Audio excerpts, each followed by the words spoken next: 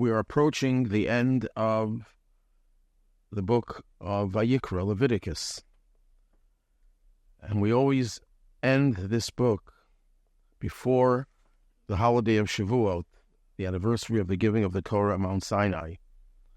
And the Talmud explains why we read this portion entitled Bechukotai, the final portion of Leviticus, before Shavuos. Although there's another week in between, but this has to be read before Shavuos. And the reason for that is, this is the Parsha in which the Torah assigns terrible curses for a person who strays from God's teachings of Torah. And this is going to be repeated. The curses will be repeated in other forms in the end of the book of Deuteronomy.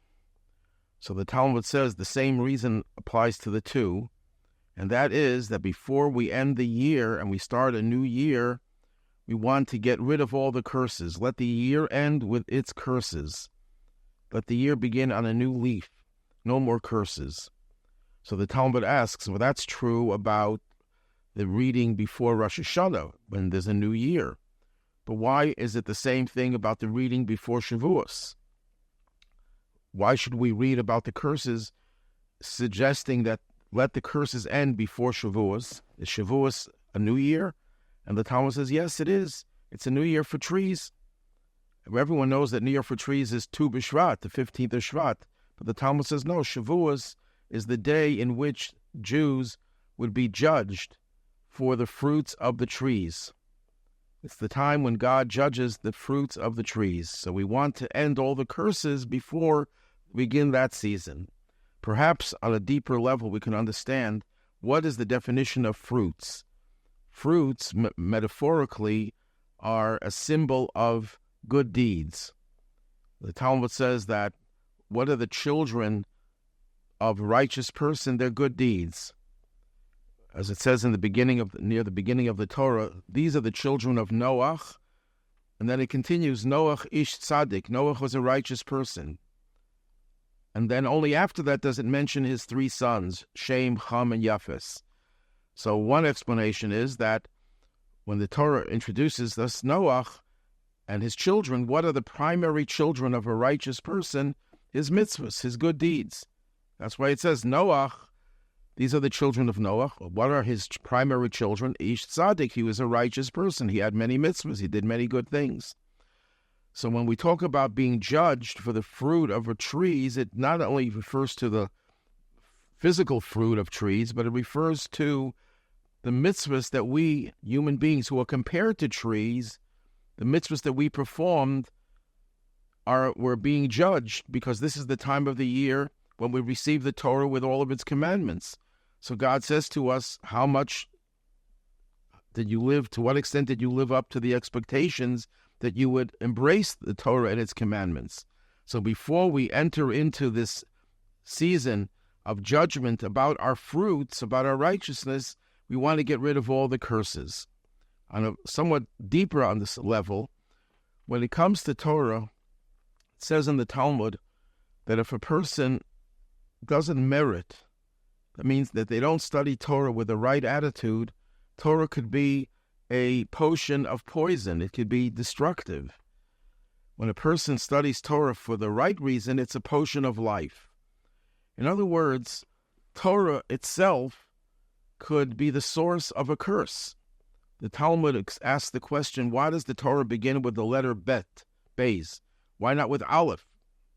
Aleph is the first letter of the alphabet. And the Talmud answers, this is in the Jerusalem Talmud, that Aleph is the initial of the word Arur, cursed.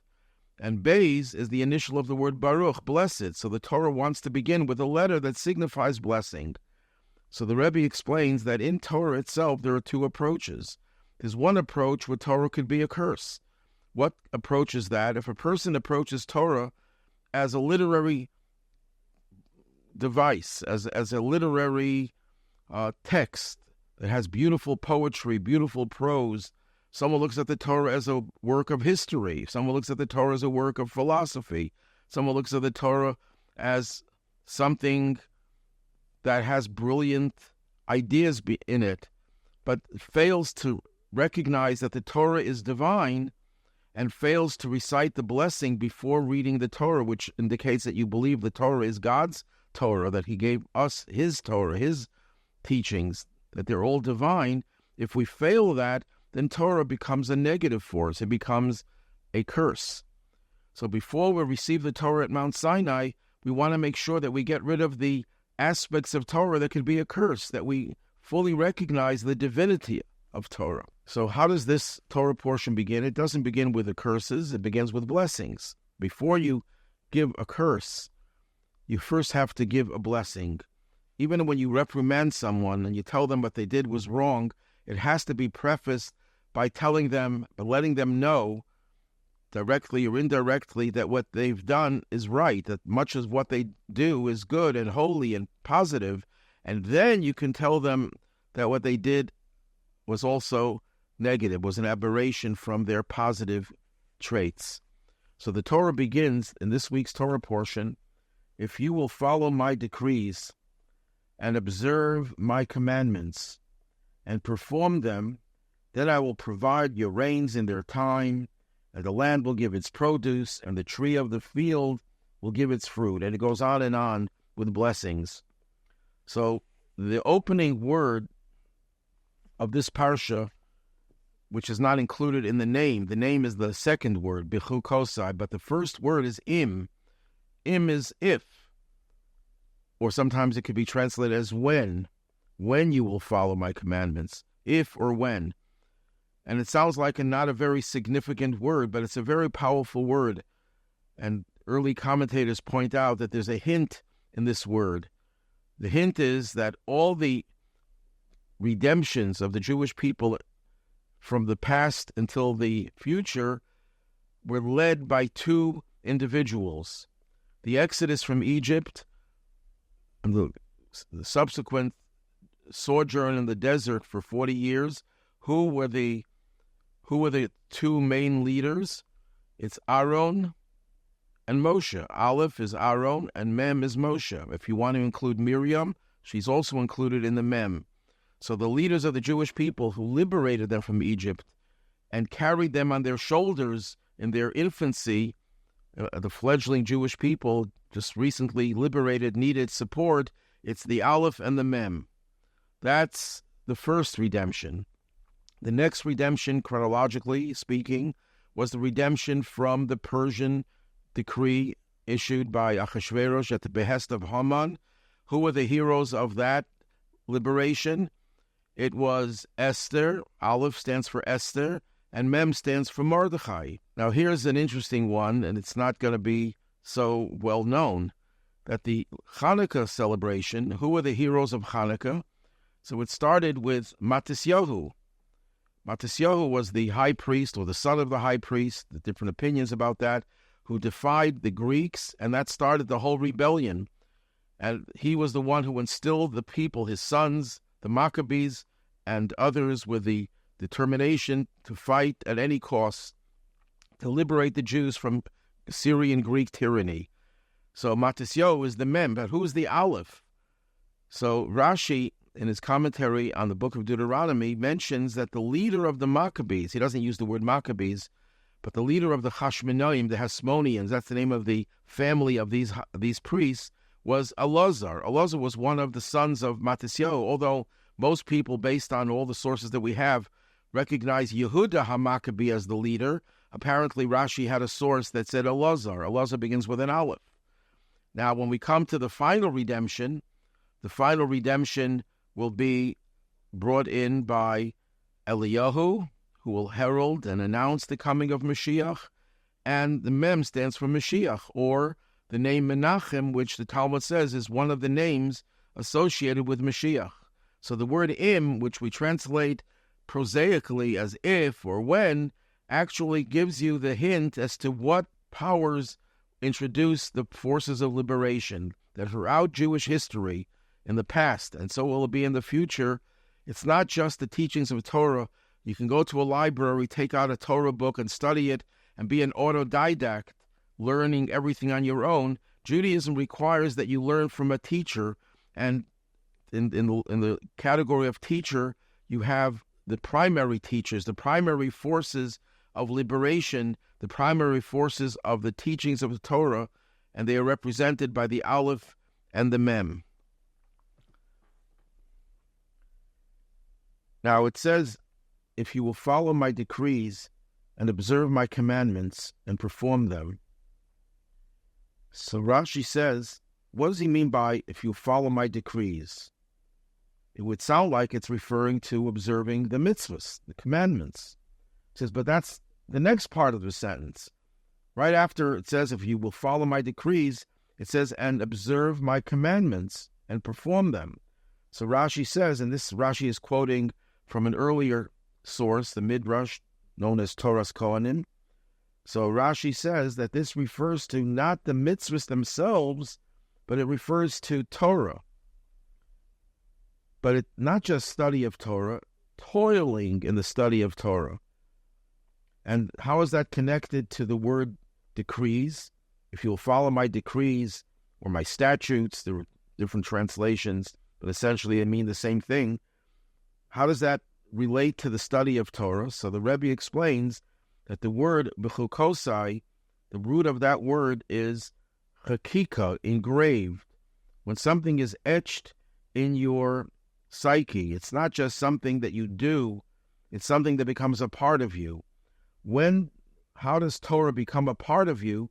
When you toil in the study of Torah, then Torah is not just superimposed on you, it's not just something that you add on to who you are, but it actually becomes one part and parcel of your very being. So the Torah starts off, you have to toil in the study of Torah, and there's no other religion where there's so much emphasis placed on the study of Torah.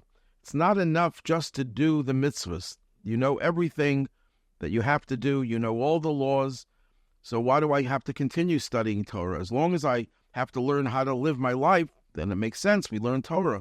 But why do we have to continue learning Torah once we already know what to do? Well, it's always good to review, to jog our memories. We always forget. But that's not the main reason we study Torah, to know what to do. Once we know what to do, the main reason is because Torah itself has intrinsic value. Just the study of Torah is engaging your mind with God's wisdom, and God and his wisdom are one, as Maimonides says. So when you study Torah, you actually make God a part of you, because the Torah doesn't just something that you do. The minute you do it, you're doing it, you're involved, and as soon as you finish doing it, it's gone. I give tzedakah, so while I'm giving tzedakah, I'm engaged in the mitzvah, my body is engaged, but as soon as I deposit the money to the charitable cause of the poor person, my body is no longer involved. The tzedakah didn't become a part of me. But when you study Torah, the Torah's knowledge is absorbed in your mind. And even after you finish learning and you take a break, the Torah knowledge is still in your mind. It's still a part of you. And that's the connection to the word Bechukotai, which means my engraved teachings. The Torah becomes etched and engraved and embedded within us by just studying, by toiling with the Torah. If you don't toil with the Torah is just goes in one ear and goes out the other. But when it's toiling in the Torah, it becomes a part of you. Then the Torah says, the land will give its produce, and the tree of the field will give its fruit. So this is a little bit redundant. It says the land will give its produce. Produce includes trees and fruit. And yet it says, and the tree of the field will give its fruit. So Rashi says, and again he's quoting an earlier source, that when it says that the tree of the field will produce its fruit, it's not just talking about trees that we have today that produce fruit, an apple tree and so on. It's referring to non-fruit-bearing trees, that they too will produce fruit in the future. In the Messianic age, all trees will produce fruit. That's one of the promises of the Messianic age. And the Midrash that Rashi doesn't quote has two other things that will happen in the Messianic age with respect to trees. So the first thing is that non-fruit-bearing trees will produce fruit. The second thing is trees will bear their fruit on the same day they're planted. You plant a tree, take years for a tree to produce fruit now. In the Messianic age, the day that you plant the tree, it'll produce fruit. That's the second thing that will happen that is unique to the future. And the third thing is the flesh of the trees, the bark of the trees, will taste the same as their fruits. If you take a bite into an apple tree, you'll taste the taste of apple. That doesn't happen today, although the Talmud says there's one tree that has that quality. That's the esrog that we use on the holiday of Sukkot. But otherwise, we don't have trees that have that capacity. In the Messianic age, all these three things will happen to trees. Again, the non-fruit-bearing trees will produce fruit. Trees will bear their fruit on the same day they're planted. And the bark of the trees will taste the same as their fruits.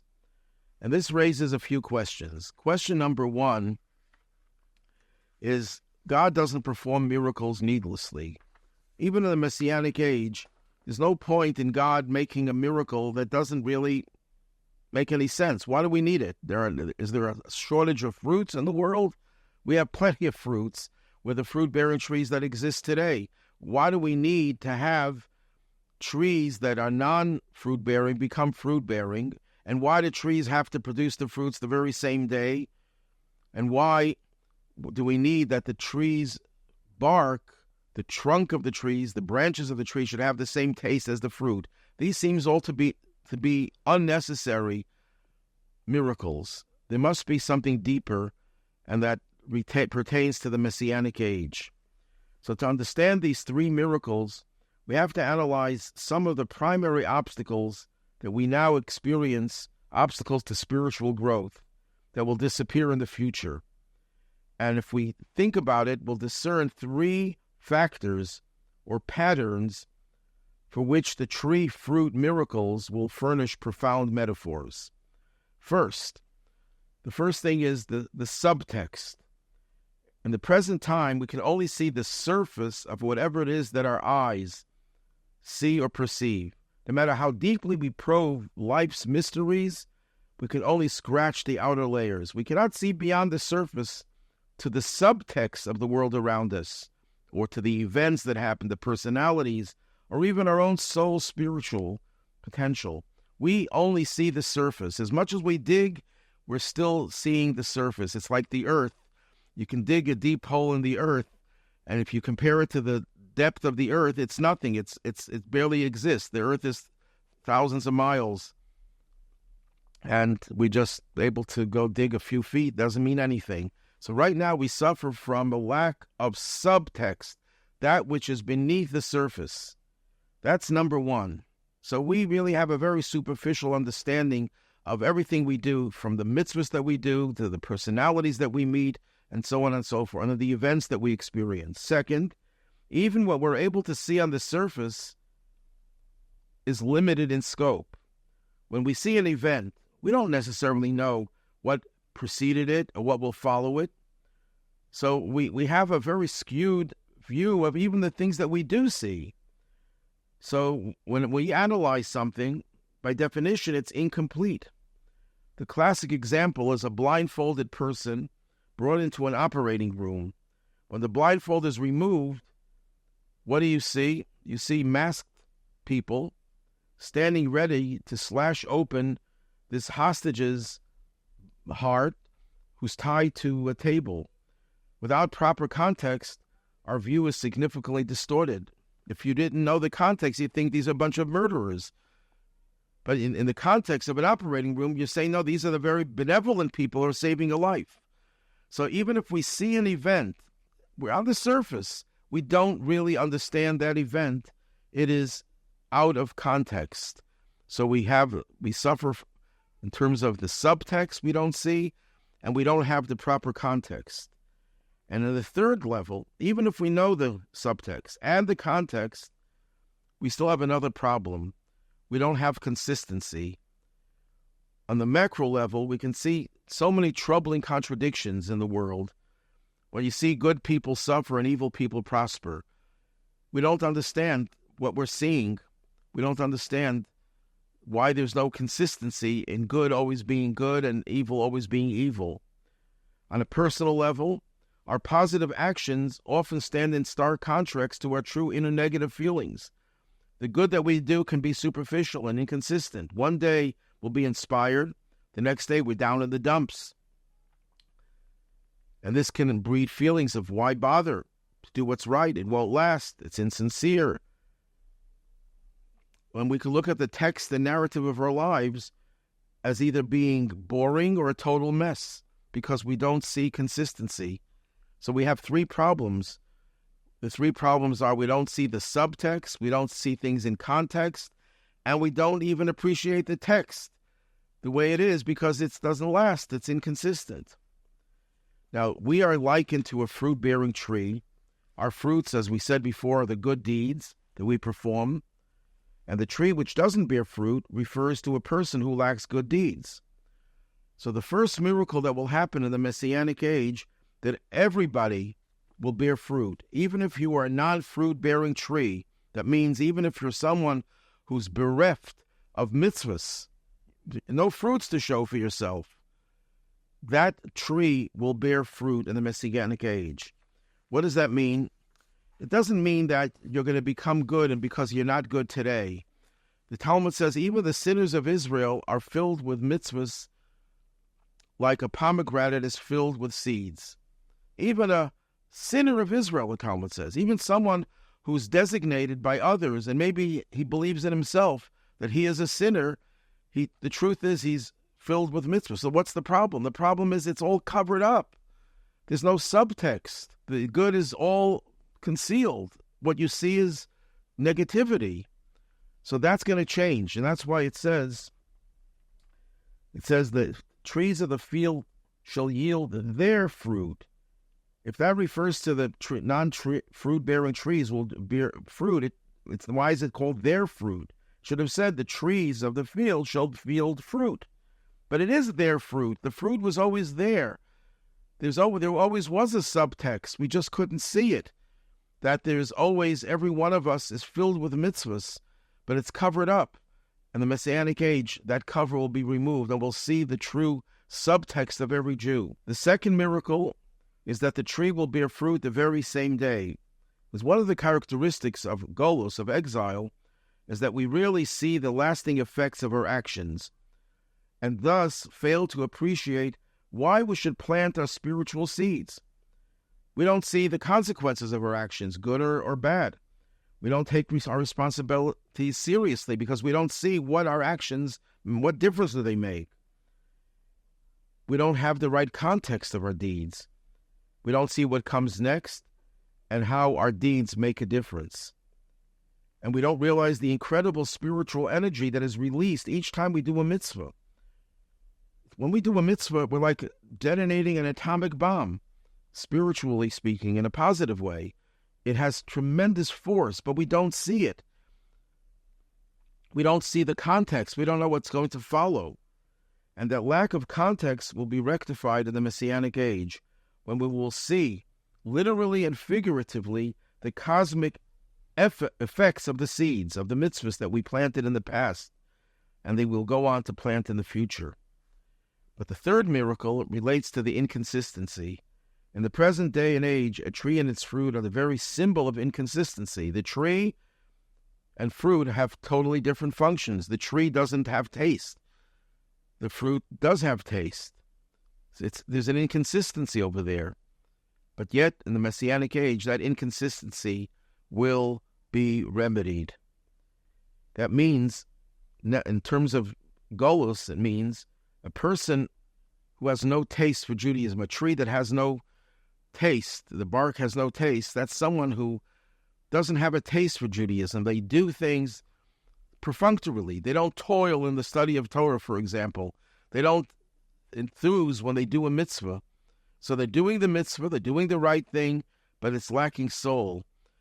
That's the bark of the tree as opposed to the fruit, which is luscious and it tastes good. It's a delicacy. In the Messianic age, there'll be no such thing as someone who will do a mitzvah that will not have the flavor, will not savor the taste and the beautiful, luscious aroma associated with the tree, which is the same as the fruit itself. So these three problems that we have today, that we don't see the subtext of our mitzvahs or personalities, we look at another person, we don't see who they really are, that will be remedied. The context, we don't see things in context, we don't know what our mitzvahs accomplish. We'll see what our mitzvahs accomplish the very same day that we plant the tree will bear fruit. What is that a metaphor for? That there will be we don't have to wait to the next life in order to see the benefits of our mitzvahs. We'll see the benefits of our mitzvahs immediately. And number three, we'll not have any barren trees that don't have taste. Even the tree itself will have taste. One of the curses in the Tochacha, and we'll conclude on that, is a terrible, tragic one, how parents will eat their children in times of famine. These are unfortunately curses that came true in history. But there's always a deeper meaning, because the curses Hasidic masters maintained are really hidden blessings. They're really hidden blessings. But they're phrased as curses, but they're really hidden blessings. When it says the parents will eat the children, one positive meaning could be, in Hasidic literature, based on the teachings of Kabbalah, parents and children are metaphors for intellect and emotions. The parents are the intellectual forces. When a person uses his or her mind to meditate on something, it'll give way to feelings of emotions. If you meditate on God's love for us, it'll generate reciprocal feelings of love on our part. But sometimes a person could use his mind, a person could meditate and reflect, and it doesn't envelop the emotions. The emotions are left detached from the intellect. There's a barrier between the intellect and the emotions. But when the parents eat the children, that means that the intellect will consume and completely envelop the emotions. The emotions will be generated and excited. Let us hope that we should see the fulfillment of all the hidden blessings. They should no longer be hidden, and see peace in Eretz Yisrael in particular. We should see the safety of all the soldiers and of the hostages. May they all be liberated and released. And let us celebrate the upcoming holiday of Shavuot, the traditional blessing, with simcha, with joy, with b'pnimius, and with inner profound feelings, and that we will be able to celebrate the giving of the Torah with all the Jewish people together as they stood at Mount Sinai in securely and in a spirit of love and unity.